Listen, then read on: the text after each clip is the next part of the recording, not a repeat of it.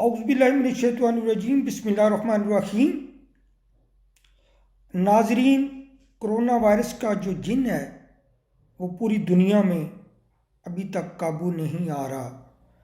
China में जब 80,000 की तादाद हुई थी तो पूरी दुनिया में शोर मच गया था कि पेशेंट की इतनी बड़ी तादाद, और अब पूरी दुनिया में ये पेशेंट 8 लाख को क्रॉस कर चुके हैं और लगता है कि अगले 2-3 दिनों में ये मिलियन को क्रॉस कर जाएंगे। और जब चाइना में 3,000 डेथ हुई थी तो लगता था इतनी बड़ी डेथ की तादाद, और अब ये 40,000 तक पूरी दुनिया में जो मौत हैं कोरोना वायरस से वो पहुंच चुकी है। नादरीन, हम जर्मनी की सूरत हाल जानते हैं। इस वक्त बर्लिन में हमारे साथ लाइन पर मौजूद हैं सीनियर तजिया नगार, सीनियर जर्नलिस्ट महविश खान। उनसे जानते हैं कि इस वक्त जर्मनी में जो कोरोना वायरस के जो पेशेंट हैं उनका किस तरह ट्रीटमेंट हो रहा है, किस तरह उनको ट्रीट किया जा रहा है।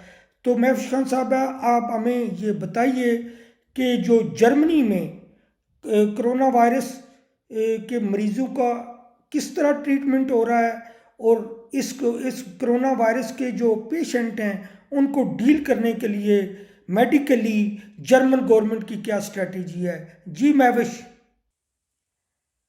बिस्मिल्लाहिर्रहमानिर्रहीम, अस्सलाम वालेकुम। जी, एजाज़ साहब, आपने मुझसे सबसे पहले तो ये पूछा कि जर्मनी में जो इस वक्त मेडिकली जो है वो सिचुएशन क्या है। तो मेडिकली सिचुएशन यहाँ पर जो है वो हुकूमत की तरफ से काफ़ी तसल्ली बख्श है, और तकरीबन जो है वो 45,000 वेंटिलेटर्स जो है वो इस वक्त भी किसी भी तरह के क्रिटिकल सिचुएशन में जो लोग हैं उनके लिए वो तैयार हैं। हालांकि क्रिटिकल सिचुएशन में जो लोग इस वक्त यहाँ हैं वो सिर्फ 4% है, और इसी तरह अमवात का जो तनासुब है वो भी सिर्फ 4% है। रिकवरी जो हो रही है अल्हम्दुलिल्लाह वो है 96% जो है वो अफराद जो है वो रिकवर हो रहे हैं।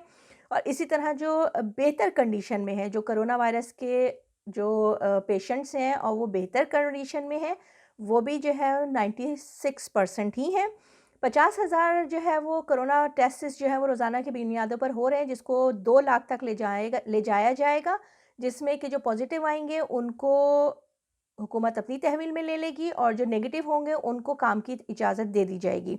इसी तरह पहले ये था कि इटली से जो है वो जो क्रिटिकल सिचुएशन में जो पेशेंट्स थे उनको गवर्नमेंट जो है वो ले रही थी, लेकिन अब उन्होंने फ्रांस से भी लेना शुरू कर दिया है, चूँकि जर्मनी में जो मेडिकल है वो बहुत बहुत आला किस्म का है।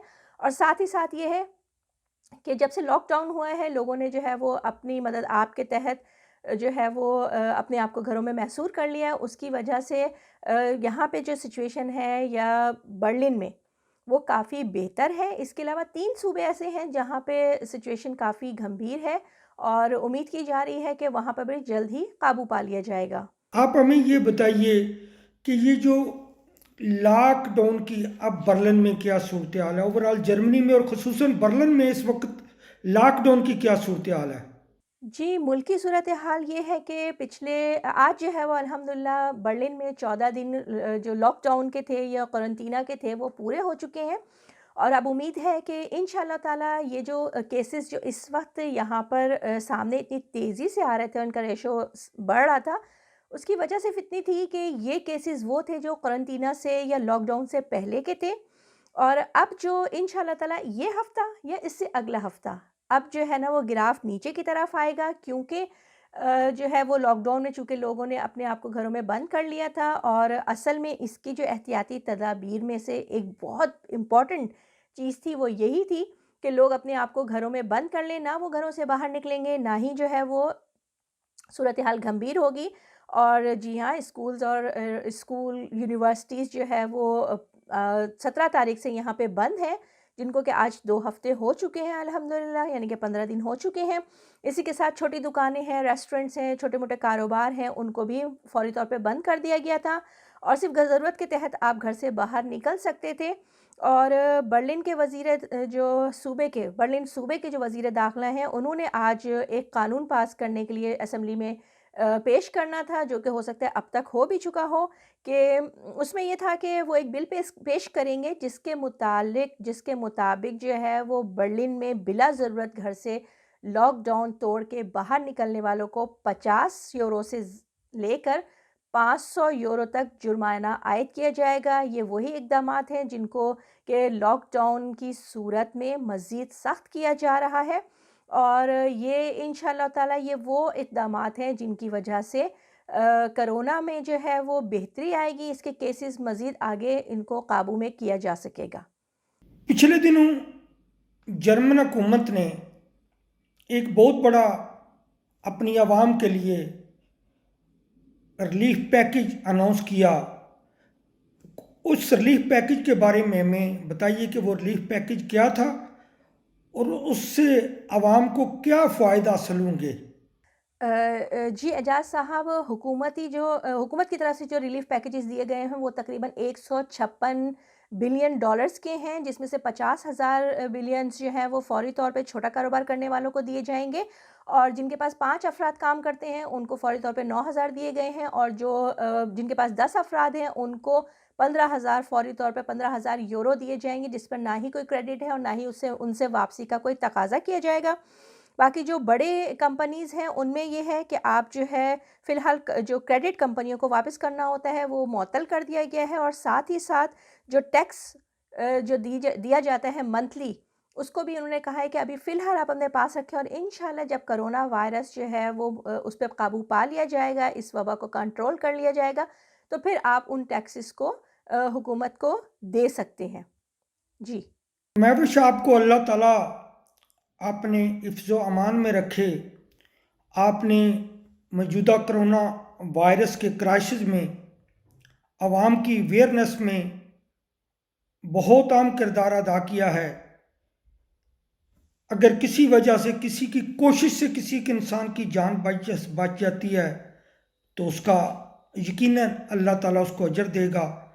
आपका अवेयरनेस के हवाले से आपका बड़ा मिसाली किरदार रहा है। हम आपको खराज तहसीन पेश करते हैं, और आखिर में फिर एक दफ़ा मैं अपना वो सवाल दोहराऊँगा जो शुरू में हम आपसे सवाल किया करते थे कि कोरोना वायरस के बचाव के लिए कौन सी हमें एहतियाती तदाबीर करनी चाहिए, क्योंकि इनको जितनी दफ़ा भी रिपीट किया जाए वो कम है। जी एजाज़ साहब, मैं एक दफ़ा फिर आखिर में जो है ना, आप लोगों को, चूँकि हम इंसान हैं और हम एहतियाती तदाबीर भूल जाते हैं या फिर हमें नहीं ख़्याल रहता कि हमें क्या कुछ करना है इस मामले में। तो उस सिलसिले में मैं आपको बताती चलूँ कि मैं यहाँ एक डॉक्टर से मुस्तकिल राब्ते में हूँ, और मैं वक्तन-फ़वक्तन उनसे यहाँ की सूरत हाल भी पूछती रहती हूँ, और हमें क्या करना चाहिए या हमारे जो हमें क्या नहीं करना चाहिए, उससे रिलेटेड भी उनसे बातचीत होती रहती है। तो उनसे मैंने अभी रिसेंटली यही पूछा था कि चूँकि हमारे पास बहुत ज़्यादा जो है वो सोशल मीडिया से इन्फॉर्मेशंस का तबादला किया जा रहा है, जिसमें हमें ख़ुद नहीं ख़्याल रहता है या याद रहता है कि हमें असल में जो हमें करना है वो है क्या। तो डॉक्टर के मुताबिक यहाँ पे यही है कि अगर आपको कोई ऐसे सिम्पटम्स आएँ, कोई ऐसी निशानियाँ हों जो मैं आपको अभी बताती हूँ, तो फिर आपने क्या करना है ऐसी सिचुएशन में। इसमें ये होता है कि अगर आपको कोरोना का कोई सिम्पटम्स जो हैं उसमें साँस लेने में आपको मुश्किल हो सकती है, जोड़ों का दर्द हो सकता है, सर में दर्द हो सकता है, खाँसी हो सकती है। तो अगर ऐसी अलामात आप में ज़ाहिर होना शुरू हो जाएँ, तो सबसे पहले आपने ये सोचना है तो कि क्या इन दिनों में आप किसी ऐसे शख़्स से मिले हैं जिसको कि ये सारी चीज़ें जो हैं वो जिसमें ये कोई अलामात पाई गई हों। अगर ऐसा है तो फिर आपने फ़ौरी तौर पे जो है वो बर्लिन के एक हॉटलाइन नंबर है उस पे कॉल करनी है। वरना ये कि आप ये भी कर सकते हैं कि आप अपने ज़ाती मौलिज को जो है वो फ़ोन करें और उसको ये सारी बातें बताएँ और उससे पूछें कि ऐसी सिचुएशन में आप क्या करें। क्योंकि इस वक़्त जहाँ जो टेस्ट्स हो रहे हैं अल्हम्दुलिल्लाह रोज़ाना की बुनियाद पर हो रहे हैं, लेकिन वहाँ इतना रश है कि हो सकता है कि आपका फ़ौरी तौर पर नंबर ना आए। मैंने उनसे ये भी पूछा था कि कोरोना से ज़्यादा मुतासिर कौन हो सकता है, तो उनमें जो है वो जिनको दिल की बीमारियाँ हैं, साँस की बीमारी हो अगर किसी को यानी कि अस्थमा है, और वो तमाम अफ़राद जिनको कैंसर की थेरेपी की जा रही है वो इससे ज़्यादा अफ़ेक्टेड हो सकते हैं। और फिर वो अफ़राद जिनकी आज़ा की पेवंदकारी की गई हो और बुज़ुर्ग लोग हैं, और इसके अलावा उन्होंने साफ़ तौर पे ये भी बात बताई थी कि नौजवान और बच्चों पे इसका असर बहुत कम होता है। लेकिन बहरहाल इसका मतलब ये नहीं है कि आप जो है उन तमाम जो पाबंदियाँ हैं और एहतियाती तदाबीर हैं उससे मुबर्रा करार दिए गए हैं। नहीं, ऐसा नहीं है, क्योंकि आपका इम्यून सिस्टम अगर मज़बूत है, आप जवान हैं या आप बच्चे भी हैं, तो भी आप अपने घर के जो कमज़ोर अफ़राद हैं, जो बुज़ुर्ग हैं, जो या पहले से ही कोई जवान है लेकिन उसका इम्यून सिस्टम या वो किसी बीमारी की वजह से मुश्किल में है, तो आप उसके लिए ख़तरनाक साबित हो सकते हैं। इसकी एहतियाती तदाबीर में यही है कि आपने हुकूमती इक़दामात जो कुछ वो कर रही है या कह रही है, आपने उसको मानना है। साथ ही साथ हर थोड़ी देर में हाथ धोने हैं, घर से बाहर निकलना है तो मास्क पहनना है, हाथ में ग्लव्स पहनने हैं, सैनिटाइज़र का इस्तेमाल करना है, लेकिन बेस्ट यही है कि आप साबुन से हाथ धोते रहें। जी। महविश, बहुत शुक्रिया, आपने हमारे लिए टाइम निकाला। राब्ते में रहेंगे, गाय बगाई जर्मनी के हालात जानने के लिए हम आपको ज़हमत देते रहेंगे। बहुत शुक्रिया। नाजरीन, ये थी महविश खान, जिन्होंने जर्मनी से कोरोना वायरस की जो जर्मनी में मौजूदा सूरत हाल है उससे आगाह किया। देखते रहिए हमारा चैनल जज्बा न्यूज़, सब्सक्राइब करें और वीडियो को शेयर करें।